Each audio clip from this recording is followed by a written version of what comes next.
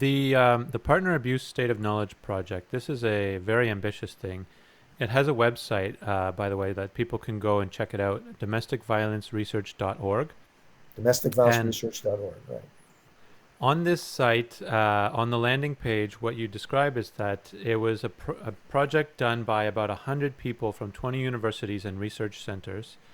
And it was published in 5 issues of Partner Abuse Journal, 2,657 pages. That's impressive.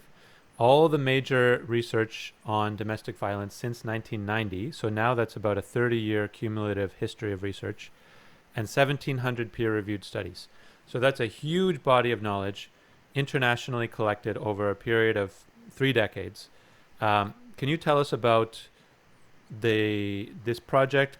How did it all come together, and what were the? I know we could spend hours just going through the findings, but Well, maybe I'll there were try. some Yeah, things that are kind of the big broad lines of what a non-expert in this area, like a general layperson, should know that you yeah. discovered during this process. So in the interest of time, I'll try to be brief.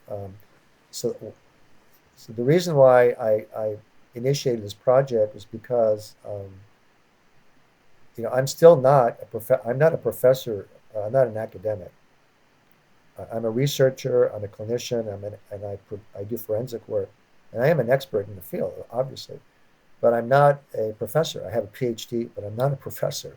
So what that means is that I don't have access to most of the peer-reviewed journals where research on domestic violence is published. You would think that I would. Obviously, I have access to my own journal, published by Springer Publishing. I also have access to another journal called Violence and Victims, which is also published by Springer. And of course, I can use Google Scholar, but most articles on Google Scholar are not, you can't, they're not available. You can see the reference, but you can't publish it, and you can't print it out.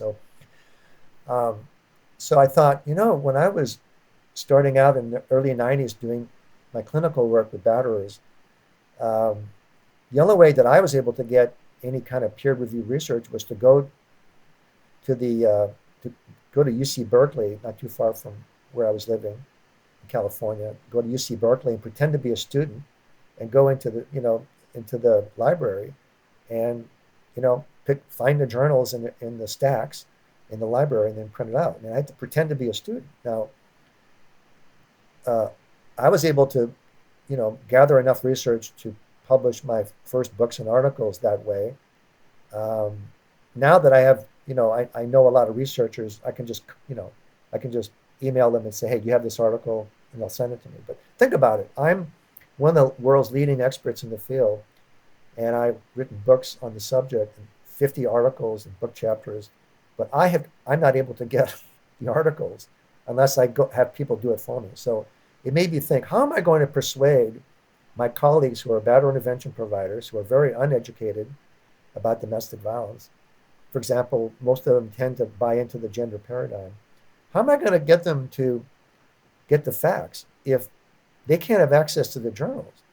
So I thought, I need to make the research available in a way that everybody can access it. So this is how the Partner Abuse Data Knowledge Project came in. I asked a bunch of colleagues that I know, hey, let's do the research on all the available information. Well, maybe not all of it, but all the important topics, 17 different topics on domestic violence, and let's research uh, this in depth. And here's what I did that was different. Here's why PASK is different than most literature reviews. There's lots of literature reviews on different topics in domestic violence. The difference here is that every single reference that was cited in each of the journal articles uh, was summarized in a table. So there are online tables at the website you mentioned that summarize the important information about that particular article for each article cited, so that in the original manuscript. So out of the 2,657 pages, probably 60% of that are tables. Why did we go to the trouble of doing all that? Because of transparency. We wanted transparency.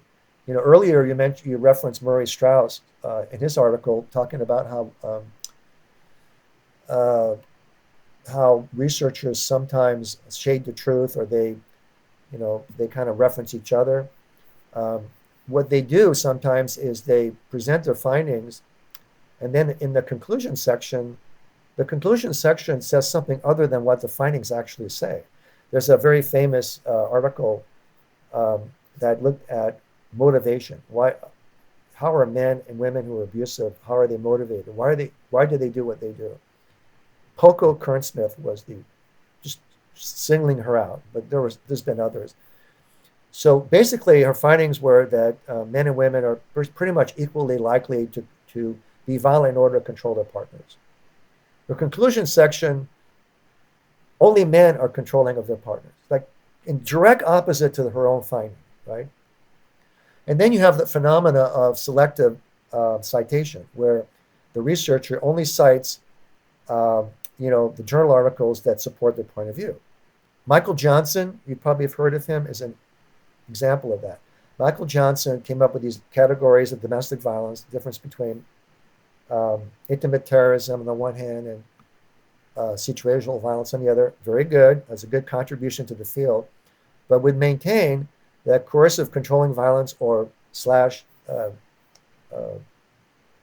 intimate terrorism is really a male on female phenomena. Now, he would cite one of the early research studies from John Archer and Nicola Graham Kevin in the UK. That early study of theirs was based on mostly a sample of battered women, and it did find that intimate terrorists tend to be males. But that's because it was based on a sample of battered women.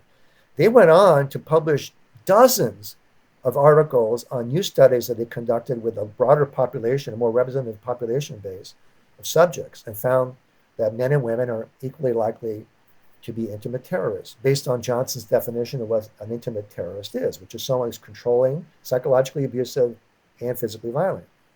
And long after they published these articles, Michael Johnson, in his latest articles, he retired eventually, would still only cite those early articles. I sent him an email telling him, I think you may have neglected these these articles by you're citing the early research, but here's some of the newer research. I've sent him the articles and he completely ignored them. There's only one explanation for that. He's lying and he's got a political agenda. It's really that simple. So because I know that some of the researchers have a political agenda, I decided that with this Partner Abuse Data Knowledge Project, we would have complete transparency.